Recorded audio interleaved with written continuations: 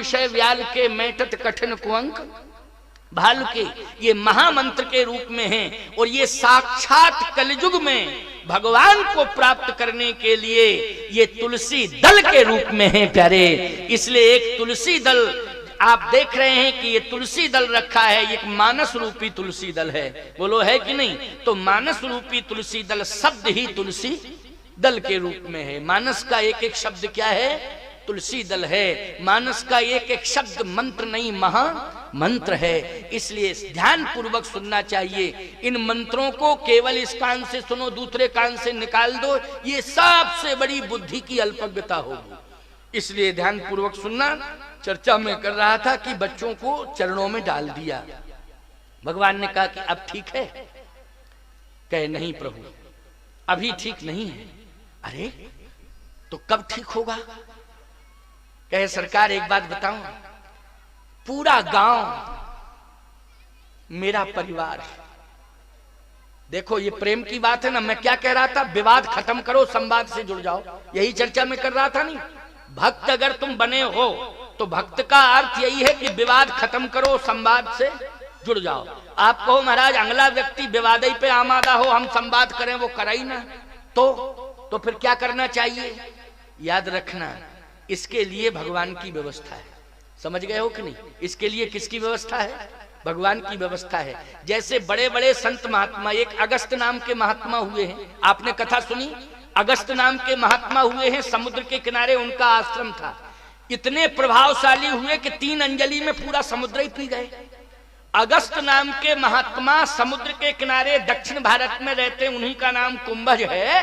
3 अंजलि में पूरा समुद्र पी गए, पूरा समुद्र पी गए। लेकिन एक बात बताओ, जो पूरे समुद्र को पीने की क्षमता रखता है अगस्त नाम का महात्मा, वो रावण के खानदान को मारने की क्षमता नहीं रखता होगा क्या? जल्दी बोलो, रखता है कि नहीं रखता?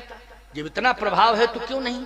और बगलई में रहते थे, समुद्र के किनारे रहते थे, इस तरफ उस तरफ लंका थी, सब कुछ करते, पूरा लंका का सर्वनाश कर सकते थे, पूरी लंका को नष्ट कर सकते थे, पूरी लंका को जला के भस्म कर सकते थे।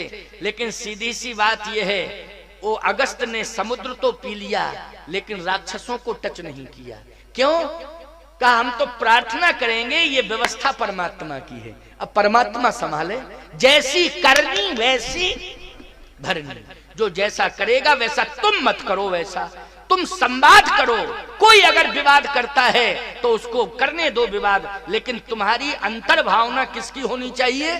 संवाद की होनी चाहिए। किसकी होनी चाहिए? संवाद की। तुम्हारी भावना होनी चाहिए, और तुम्हारी इस भावना का आदर वो विवाद करने वाला व्यक्ति नहीं करेगा, तुम्हारी इस भावना का आदर स्वयं परमात्मा करेगा। इसलिए ये परमात्मा की व्यवस्था है कि वो किस तरह से व्यवस्थित करता है उस पर छोड़ दो, लेकिन तुम्हारी अंतर मन की भावना संवाद वाली होनी चाहिए, विवाद वाली नहीं होनी चाहिए। तो केवट कहता है कि प्रभु गांव भर मेरा परिवार है। लक्ष्मण जी बोले पूरा गांव परिवार? अरे एक आध दो तो कहे नहीं, पूरे गांव में हमारा प्रेम है आपस में। तो जहां प्रेम जिस परिवार से जो हो जाए, बोलो वो परिवार ही हो जाता है कि नहीं? जिससे प्रेम हो जाए वो परिवार का सदस्य होता है कि नहीं? जिस परिवार से प्रेम जुड़ जाए, भले ही जाति में अंतर हो, लेकिन प्रेम अगर हो गया तो क्या मानते हो उसको? जल्दी बोलो, परिवार।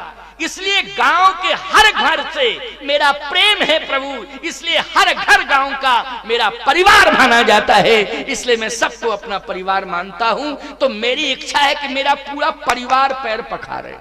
लक्ष्मण जी बोले मतलब है पूरा गांव पैर पखारे। सीधी सी बात, पूरा गांव यही चाहते हो? कहे गांव वाले धन्य धन्य हो जाएं, गांव वाले धन्य धन्य हो जाएं कि गंगा के तट पर प्रभु आए, केवट तेरे माध्यम से आज भगवान का दर्शन हो गया। अच्छा ईमानदारी से बताओ, ये सत्संग जो है 4 लोगों के बीच में हो सकता है, 400 के बीच में भी हो सकता है और 4000 के बीच में भी हो सकता है, लेकिन 4 लोगों के बीच में सत्संग कराने के लिए कमरे की जरूरत है।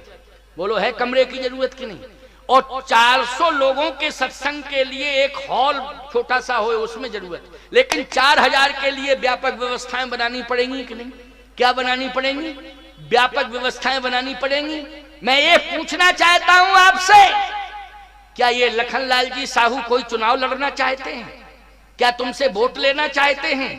लेकिन ये हर घर को अपना परिवार मानते हैं, क्षेत्र के हर व्यक्ति को परिवार का सदस्य मानते हैं, इसलिए सबका कल्याण हो जाए, इसलिए व्यापक व्यवस्थाएं दे रहे हैं, चित्रकूट से बुला रहे हैं, देवताओं को आमंत्रित कर रहे हैं। बोलो किसके लिए? आप सबसे प्रेम करते हैं तभी तो बोलो, नहीं तो ये मानता में राजनीति करनी होती तो चुनाव का चक्कर है, चुनाव लड़ना, इनको कोई मतलब नहीं चुनाव उनाव से।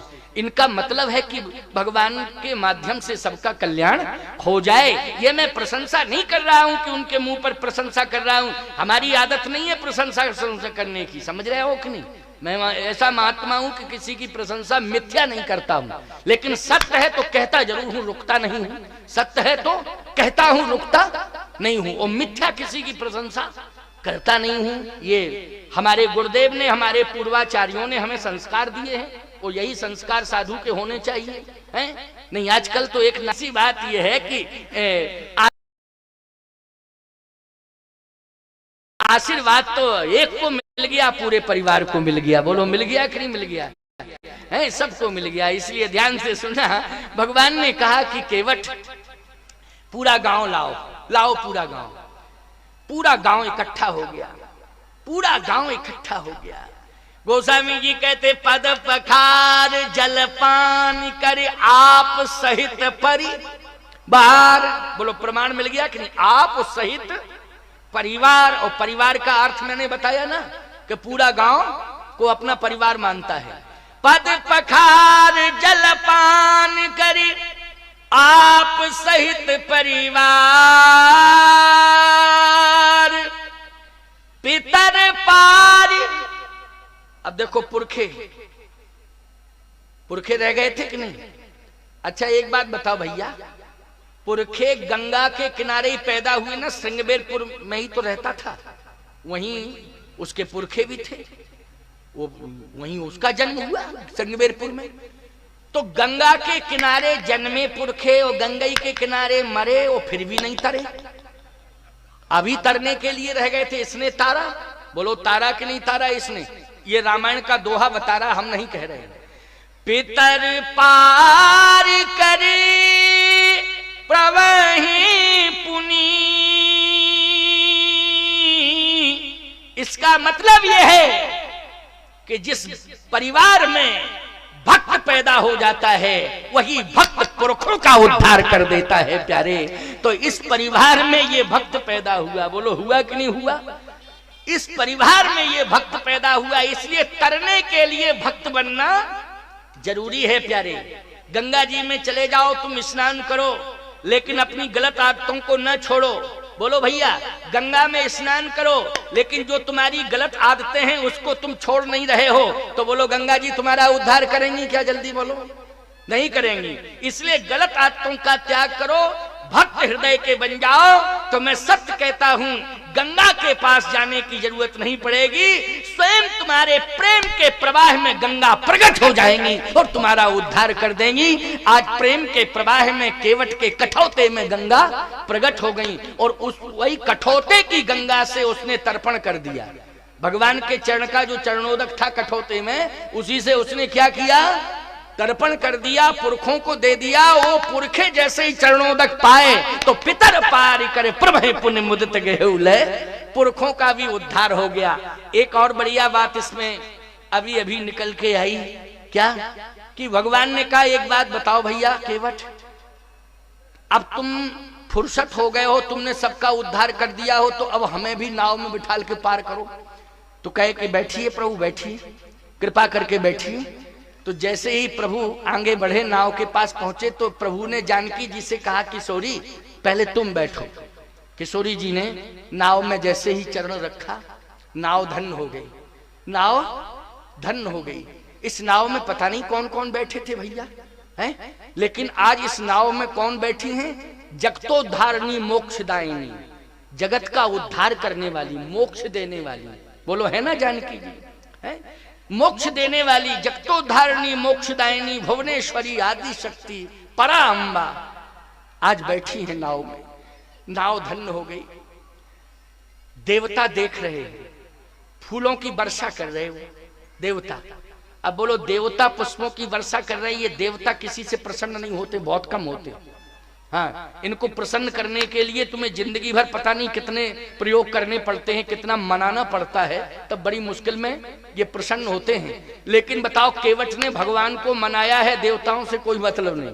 अपने आप तुम अपना काम करो, हम अपना काम कर रहे हैं। तो सीधी सी बात है कि एक ही साधे सब सधे और सब साधे सब जाए। यदि सबके चक्कर में पड़ोगे तो गड़बड़ हो जाएगा। एक को मना लो, भक्त हो जाओ, अपना समर्पण अपने इष्ट के चरणों में कर दो।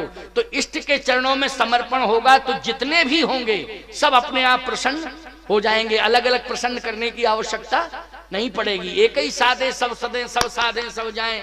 तो जैसे ही भक्त केवट ने प्रार्थना की तो किशोरी जी ने चरण रखा, प्रभु राम ने